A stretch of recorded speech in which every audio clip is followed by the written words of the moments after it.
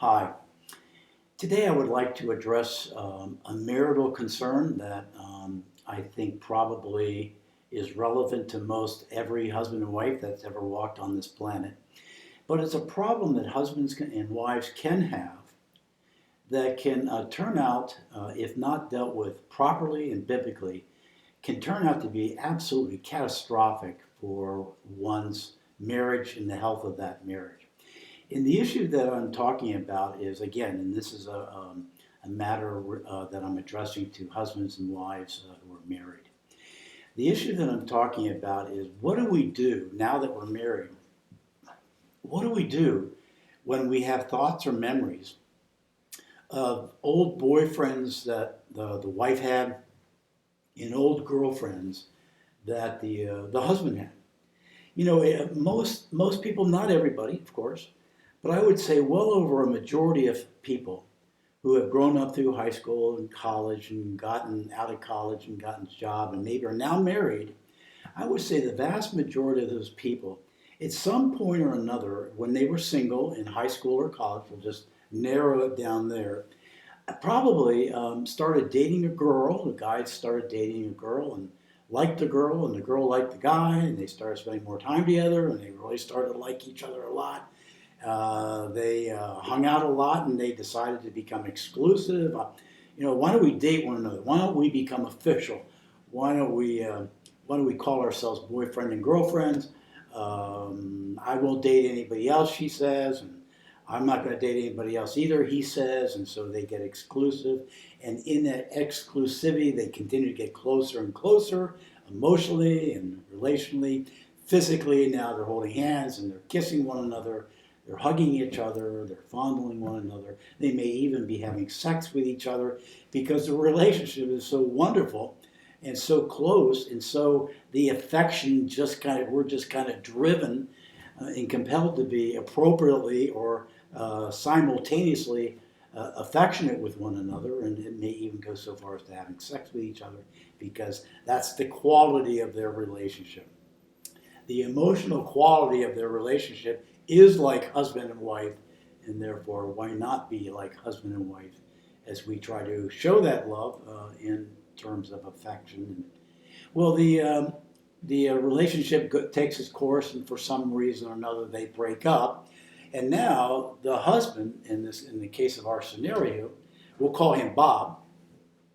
Bob now is married. He's been married for 10 years. He loves his wife. He has 2 kids, got a great job, loves his wife. They are great together. They're raising 2 great kids. And by their estimation, and by the estimation of the people who know them and watch and listen to them, these are 2 happy people who are happily married together. Okay? But here's an example of what can go wrong here, and for which the subject that I'm addressing today in this particular video. Bob happens to notice that on his Facebook that the old girlfriend, somehow or another, Facebook has connected them together, and Bob begins to find out that his old girlfriend, whose name is Julie, we'll say, Julie has a Facebook account.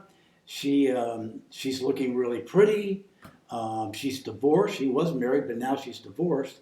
And Bob begins to relive the experience that he had with her, and starts to have fond memories of the things that they did together. She was his first sexual experience, and who forgets that? And so he relives that as well. And so he goes more deeply into Facebook and finds out where she's working, where she's living, all kinds of things like that. And there's a phone number there. Or perhaps Bob goes into her Facebook account and simply says, "Hi, hope you're well. What's going on today? Hope you're doing well." Well, Julie gets that, and that prompts her to remember this wonderful quality of relationship that she had with Bob back in college or high school. We'll say college for our purposes here. And so she's divorced, and she starts reliving this wonderful relationship that she had. He was her first sexual experience. Who forgets that? And that was a extremely powerful and a very powerful relationship that they had with one another. And so they both, in their own way, begin to relive the power of that relationship. Well, that they might correspond a little bit, and that's a enjoyable correspondence. Maybe they joke back and forth with various memories that they had about one another back in college and things like that. And Bob happens to notice that there's a college reunion coming up in the summer, and he's asking her now, "Will you be back at the reunion? I've never gone to a reunion, but do you have plans to go back to that reunion?" Well, she's thinking that would be, boy, maybe I could see Bob back there. And she says, "Yeah, I'm going. How about you? Are you going too?" And Bob says, "Yeah, I'll go. I'll meet you there, or maybe we can have coffee together or something like that." And that they both look forward to that. Well, they look forward to it. They think about it. They relive more and more memories of their experience with each other. Bob's losing weight. Losing weight in reference to that reunion that the two of them are going to have. Julie gets her hair cut. She loses some weight too. She gets on the treadmill. Why? Because they want to look good for one another as they prepare getting together at that reunion and maybe becoming friends again. They go to the reunion. They sit down together. They eat the dinner reunion. They have a few drinks together. He starts touching her hand. She takes his hand. They decide to go for a walk together. They go for a walk together. They relive those memories. And what's happening? They're beginning to fall back in love with one another.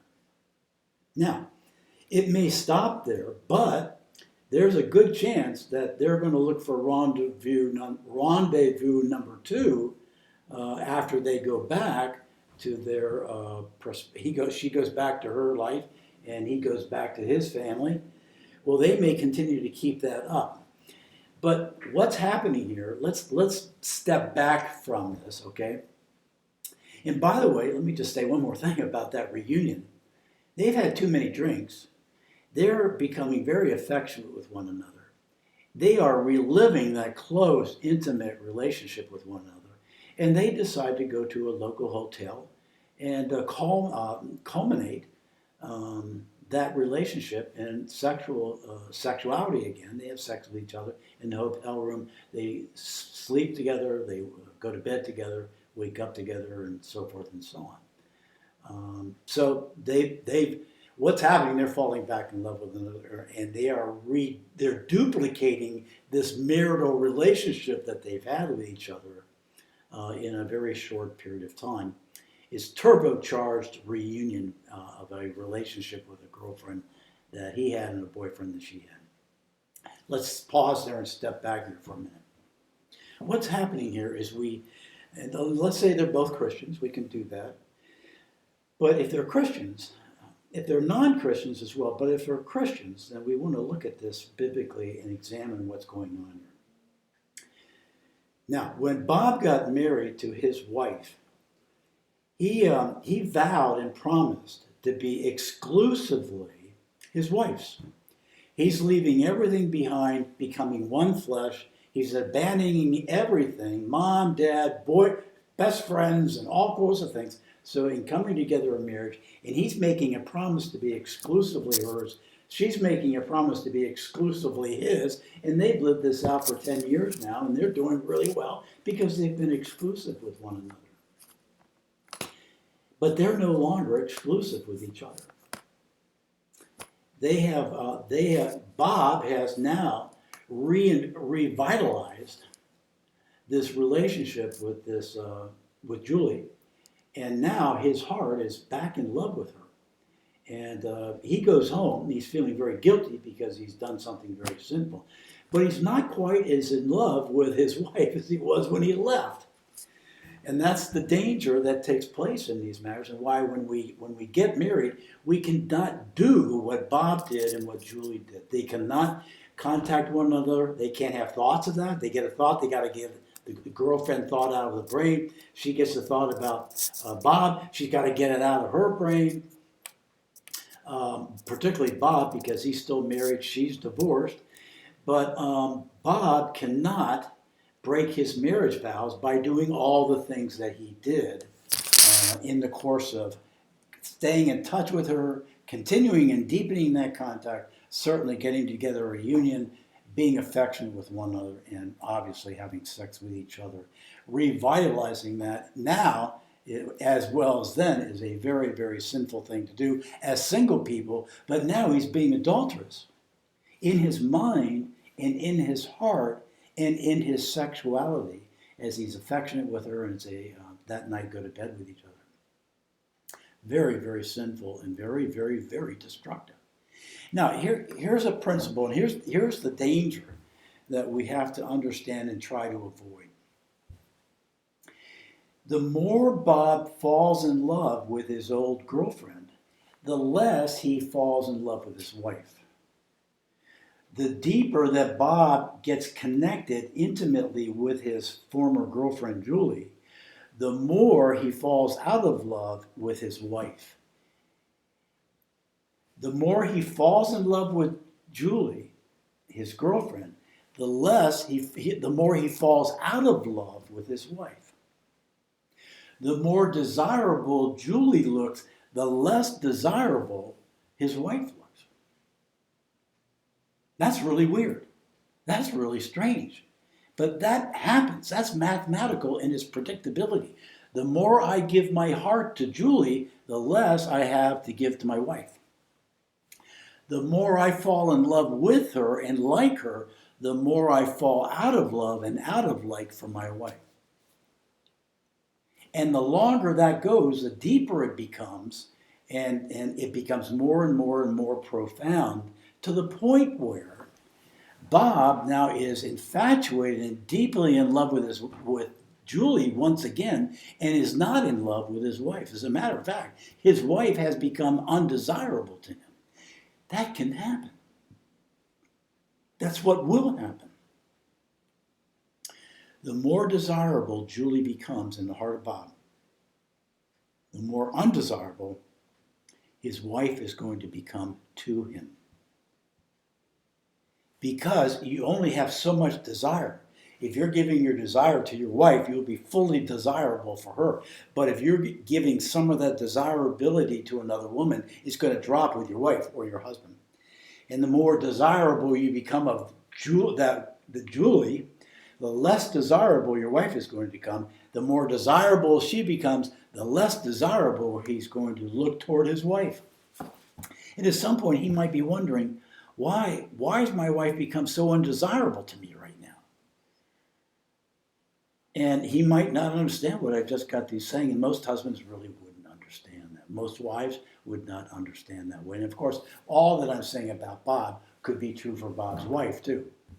Bob's wife does the same thing with an old boyfriend. The more desirable he becomes, the less desirable her husband's going to be in his wife's eyes. The more desirable the boyfriend becomes in the wife's eyes, the less desirable Bob will be in his wife's eyes. And eventually, and it becomes the more this happens, so the more Bob falls in love, the deeper the roots of that relationship form. It's not only there's love, but it's being rooted and grounded. And this over here with the wife is becoming uprooted and ungrounded. It's not just a love thing, it's something is becoming grounded and rooted. Rooted in the girlfriend and becoming unrooted with the wife. Now, if that goes on for a long period of time, Bob's going to find himself in a relationship that's unloving, undesirable, and why would I want to stay there when I've got this loving, desirable relationship with Julie? That's what he's going to think. That's what the wife is going to think if she got connected and revitalized that relationship with her former boyfriend. The more desirable and loving he is, the less loving and less desirable her husband's going to be. And that's in that undesirability in the marriage is going to show up. It's going to be evident. It's going to be manifest. The husband's going to wonder, what's going on here? Why doesn't she love me? She's not the same person in bed that she was. What's going on? And the husband's going to recognize the wife who's leaving him, so to speak, and the husband is going to recognize the wife leaving him by virtue of this is measurable on behalf of the wife and the husband, whose wife and husband has been going about this affair, private affair, in his heart and in actuality with his girlfriend and boyfriend. And that's going to produce a lot of quarreling and a lot of fighting, arguing, disappointment, and hurt. And if it's all secret, if Bob's wife doesn't know about this secret thing going on, Facebook with Julie, she's just going to be beside herself thinking, what's wrong with me? What's wrong with her? Him? What's wrong with us? And maybe we should go for counseling. No, he doesn't want to go for counseling. It just multiplies in terms of the difficulty. And becomes a horrible thing. Now, what might happen is Bob's in the shower one day. He's come home. It's been a year since he's been home, but the wife doesn't understand why they're growing apart from one another. And his wife says, I wonder if he has in his contacts on his phone or his iPad, I wonder if he has the pastor's email address. So he's in the shower. She goes to his phone, and she finds on his phone text messages from an old girlfriend. And they're far too intimate than they ought to be. He goes into the photos, and there's photos of the reunion of this girl. So she goes into his emails, and then she finds there's a history of emails of them revitalizing that relationship. And now it becomes very, very clear and very, very obvious as to what has happened to her husband. That could happen the other way around too with the wife. She stumbles across it. And she's terribly hurt. And she becomes very, very angry. And then she's got to figure out what to do about all that. But it all makes sense now. It's not her.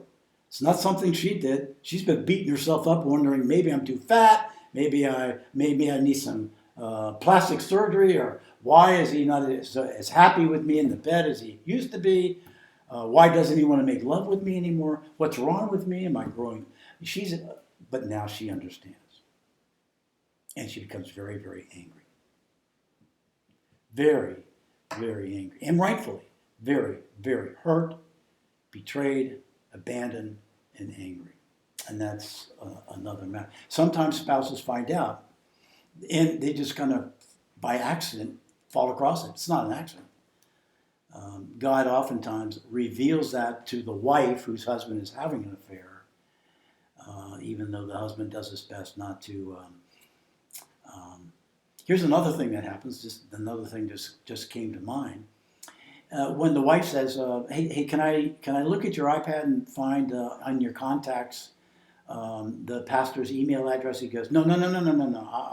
Let me go and get it for you." And he goes, "Well, what's going on? I'll get it for you." "Well, why don't you just give me your?" "No, I'm not going to give you my iPhone, my iPad." "Why not?" "Because that's my iPhone and my iPad. I don't ask for your information. Don't ask for my information." Now, the wife is thinking, that's suspicious. So maybe he's in the shower and she's following up her suspicions and goes into his phone, and the old passwords don't work. Now that her suspicion's getting stronger. Something's not right here. Why did he change his password? Why won't he let me look into his phone? Why won't he let me look into his emails? What is he keeping private? And she asks, I tried to get into your phone today and I couldn't because you must have, did you change your password? Yeah, I changed my password. Well, why did you change your password? And then he comes up with, maybe he's fumbling around looking for an excuse. Well, I changed my password because, and he comes up with an excuse. And she knows he's lying. She knows that. She can tell that. Her suspicions are getting bigger and bigger, stronger and stronger. And now she does some detective work. So now she hacks into his phone, hacks into his iPad, and now she finds what he's hiding. He's hiding pictures and text messages and reunion things and perhaps even plans to be together forever. I don't know. There's no end of what she could find on his iPhone, email, and text messages. But the fact that he will not let her in there tells him he's got something to hide. What do you have to hide, Bob? Nothing. I'm not hiding anything. He's lying. He's lying. He is hiding. Okay. Back to where we're going with this. There are old boyfriends for most girls, wives, and there are old girlfriends that for most husbands. But when we get married, we have to die to those relationships. Instantaneously, emphatically, seriously, thoroughly, broadly, and high, and quickly and urgently put those relationships and those temptations to death. If you know your former girlfriend's going to be at the reunion, you don't go to the reunion. You don't seek her out in Facebook. You don't ask your roommate, college roommate, hey, what about my girlfriend? You ever hear about what happened to my girlfriend? You don't do that. You don't think about it. You don't inquire. You don't ask. You don't research. You don't investigate. You have nothing to do with her. And if it's a wife, you have nothing to do with your former boyfriend. You throw away all memorabilia, yet the thought comes in your brain, you get it out, and you come back to your husband, you come back to your wife. Because the more you give thought to that old boyfriend or girlfriend, it's getting rooted and grounded. You have to kill it, you have to put it to death, and have nothing to do with it. Because it has the potential, it will definitely affect your heart, but it does have the potential of ending up in a divorce, and a breakup of a marriage, and a breakup of a family as well. So, what do you do with old boyfriends and girlfriends if you find yourself married? You have virtually nothing whatsoever to do with the old boyfriend or the old girlfriend. And if they try to contact you, you do not respond and you do not get back to them. If it's only to say, I'm a married man now, I'm a married woman right now, I cannot have any contact with you from this point on. Please do not contact me. I will not contact you. I wish you the best, but we cannot be in contact with each other anymore. And so that you either do not respond to them if they try to contact you, or if you do, you don't respond, and they'll get the message. Or you might want to face it quickly, thoroughly, completely, bluntly, firmly, lovingly, but firmly. We're done. No more contact. Okay? That's how you keep your marriage vows. And that's how you keep from this going on in your heart. Okay, it looks like this. You do not want, this will take place in your heart. I'm telling you, it's mathematical. The more love you give to this girl, your girlfriend, the less love you're going to have for your wife. It's very, very dangerous. And you can watch it take place. So, anyway, the answer to the question, what do you do about old boyfriends and girlfriends? You put them to death, and you have nothing to do with them. And if you do that, you'll continue to be infatuated and in love with your wife, and you're not giving your love and your delight away to anyone else. Because you've promised to do it that way and to abide by that promise. You need to for the next 10, 20, 30, 40, 50 years. You might be married 50 years. You could very well be married 50 years if you're doing what I'm talking about. You'll still be in love with your wife in 50 years. Because you've not given your love away to another person. Isn't that great? Isn't that wonderful? That's true.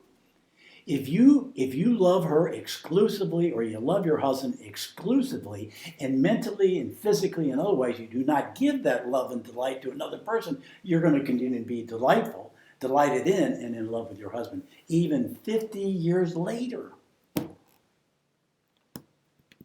Promise that. Okay. Well, if this has been helpful, and I would invite you to push that button below and subscribe to this YouTube channel. We have 150 counseling videos on a whole range of marital subjects, sexual subjects, singles subjects, premarital counseling subjects, and all kinds of things that may additionally be helpful to you. Okay, so thanks for being with me today, and stay tuned. There'll be more videos coming soon.